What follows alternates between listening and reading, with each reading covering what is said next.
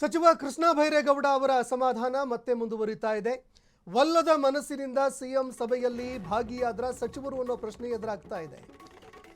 ಕೊಡೋದಾದ್ರೆ ಸಂಪೂರ್ಣ ಖಾತೆಯನ್ನ ಕೊಡ್ರಿ ಅಂತ ಕೃಷ್ಣ ಬೈರೇಗೌಡ ಅವರು ಹೇಳಿದ್ರು. ಅರ್ಧಂಬರ್ಧ ಯಾಕೆ? ಈ ಬೆಂಗಳೂರು ಏನಿದೆ ಇದರಲ್ಲಿ ಬೆಂಗಳನ್ನ ನಿಮ್ಮ ಹತ್ರ ಇಟ್ಕೊಂಡಿದ್ದೀರಿ, ಊರನ್ನ ಮಾತ್ರ ನನ್ನ ಕೈಯಲ್ಲಿ ಯಾಕೆ ಕೊಡ್ತಾ ಇದ್ದೀರಿ ಅಂತ ಅವರು ಈಗ ಹೇಳ್ತಾ ಇದ್ದಾರೆ.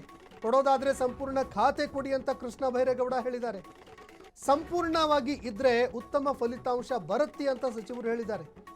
ಜವಾಬ್ದಾರಿ ಜೊತೆ ಹಂಚಿಕೆನೂ ಕೂಡ ಸ್ಪಷ್ಟವಾಗಿ ಇರಬೇಕು.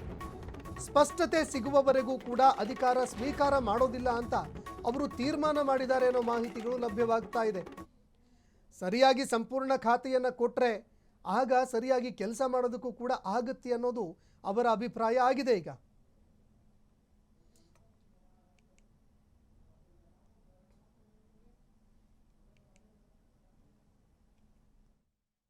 ಸ್ಪಷ್ಟವಾಗಿ ಹೇಳಲಿಕ್ಕೆ ಬಯಸ್ತೇನೆ, ಅಸಮಾಧಾನ ಯಾವುದು ಇಲ್ಲ. ಆದರೆ ಒಂದು ಬಹಳ ಕಠಿಣವಾದಂಥ ಜವಾಬ್ದಾರಿಯನ್ನ ಮಾನ್ಯ ಮುಖ್ಯಮಂತ್ರಿಯವರು ಪಕ್ಷ ನನಗೆ ವಹಿಸಿದೆ.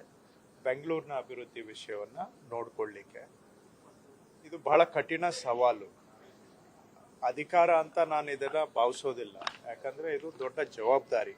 ಬೆಂಗಳೂರಿನ ಜನಗಳ ನಿರೀಕ್ಷೆನೂ ಅಪಾರ ಇದೆ, ಮುಖ್ಯಮಂತ್ರಿಗಳು ಪಕ್ಷದ ನಿರೀಕ್ಷೆನೂ ಅಪಾರ ಇದೆ. ಏನಾದರೂ ಒಂದು ಜನಪರವಾಗಿ ಸುಧಾರಣೆ ಆಗಬೇಕು ಬೆಂಗಳೂರಿನಲ್ಲಿ ಅನ್ನೋ ನಿರೀಕ್ಷೆ ಪಕ್ಷ ಜನಗಳು ಎರಡೂ ಕಡೆಯಿಂದ ಇರುತ್ತೆ. ಸೊ ಇಂಥ ಸಂದರ್ಭದಲ್ಲಿ ಒಂದು ಜವಾಬ್ದಾರಿ ತಗೊಳ್ಳುವಾಗ ಜವಾಬ್ದಾರಿ ಬಗ್ಗೆ ಸ್ಪಷ್ಟತೆ ಇರಬೇಕು. ಯಾಕೆಂದ್ರೆ ನಾನು ವೈಯಕ್ತಿಕವಾಗಿ ಏನೇ ಜವಾಬ್ದಾರಿ ತಗೊಂಡ್ರು ಅದಕ್ಕೊಂದು ಉತ್ತರದಾಯಿತ್ವ, ಅಕೌಂಟಬಿಲಿಟಿ ಇರುತ್ತೆ. ಏನು ಅಕೌಂಟಬಿಲಿಟಿ? ಪಕ್ಷ ಆಗಲಿ ಜನ ಆಗಲಿ ಏನು ನಿರೀಕ್ಷೆ ಇಟ್ಕೊಂಡಿದ್ದಾರೆ ಅದನ್ನ ಫಲಿತಾಂಶ ರಿಸಲ್ಟ್ ರೂಪದಲ್ಲಿ ನಾವು ಕೊಡಬೇಕಾಗತ್ತೆ. ಸೊ ಕೊಡಬೇಕು ಅಂತ ಹೇಳಿದ್ರೆ ಜವಾಬ್ದಾರಿಯಲ್ಲೂ ಸ್ಪಷ್ಟತೆ ಇರಬೇಕು. ಆ ಜವಾಬ್ದಾರಿ ಜೊತೆಗೆ ಏನು ಹಂಚಿಕೆ ಆಗಿದೆ ಅದರಲ್ಲೂ ಸ್ಪಷ್ಟತೆ ಇರಬೇಕು. ಸೊ ಆ ಸ್ಪಷ್ಟತೆ ಇರಬೇಕು.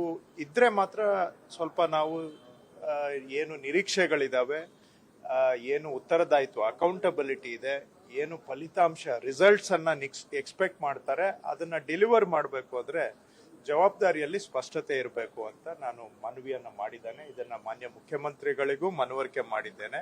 ಮುಖ್ಯಮಂತ್ರಿಗಳು ಕೂಡ ಈ ವಿಷಯವನ್ನ ನಾನು ಆದಷ್ಟು ಶೀಘ್ರವಾಗಿ ಇತ್ಯರ್ಥ ಮಾಡಿ ಇದರ ಬಗ್ಗೆ ಒಂದು ಸ್ಪಷ್ಟತೆ ತೀರ್ಮಾನವನ್ನ ಕೊಡ್ತೀನಿ ಅಂತ